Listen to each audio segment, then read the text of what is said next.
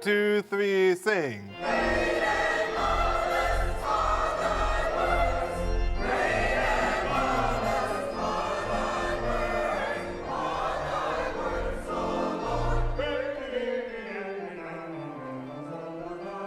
No.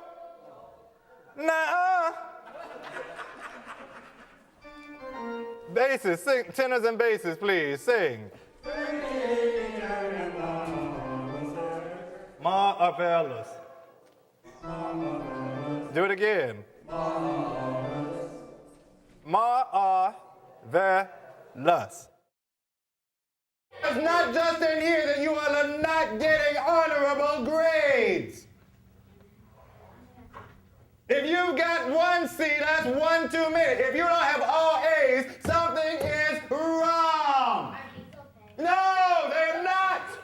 They are not okay. That's what I'm telling you. Nobody wants to hear B students on the stage. We need A quality singing. Nobody's trying to hear where I got 10% of the words wrong. I missed 15% of the notes.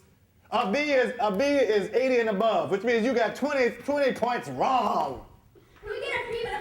Nobody wants to hear you sing 80 right notes and 20 wrong ones.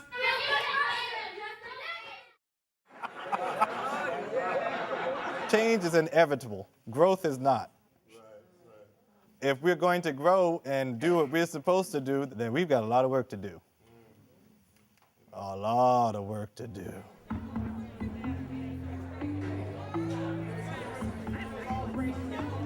At my age, I'm too old to fight, you know. Whatever they do, I'm for it. Where he leads, I will follow. How'd it go tonight?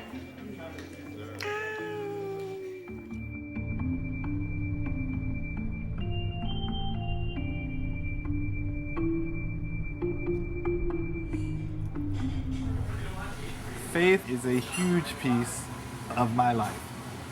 I have to depend on God to show me what's supposed to happen and where I'm supposed to go and what I'm supposed to do. And it's not always easy to hear what God has to say, because it's always going to be work. It's always going to be work. God has a wonderful sense of humor. I mean, sometimes I say, God, you got to be kidding. You know, I'm supposed to do what? Oh, please, why'd you put this thought in my head? Bach's St. John Passion has been accused of being anti-Semitic or anti-Jewish, and this is, of course, a problem. One of the most disturbing elements for me in this piece are the crowd scenes and the trial scenes. This sense that Jesus is on trial, that Pilate in this depiction seems to be fairly committed to the idea that he would prefer to let Jesus go. And it is the crowds of Jews who, in every opportunity, are condemning him. And what you see time and time again is people saying things like, oh, but that was back then, or it's really, the gospel isn't that bad. It sounds kind of bad at first, but when you read it carefully, it's actually not that bad. And I hate to say this, but that's really just wishful thinking. And there's a certain kind of spiritual sloppiness even. It's too facile simply to say that the Gospel of John is anti-Jewish and therefore dismiss it. And at the same time, it's simplistic to say that the Gospel of John has no anti-Judaism in it whatsoever, and therefore it is a benign text that we can all celebrate. In a post-Holocaust world, I think it's important to expose some of the venom and not try to sweep it under the rug, not try to pretend John doesn't have harsh things to say about the Jews.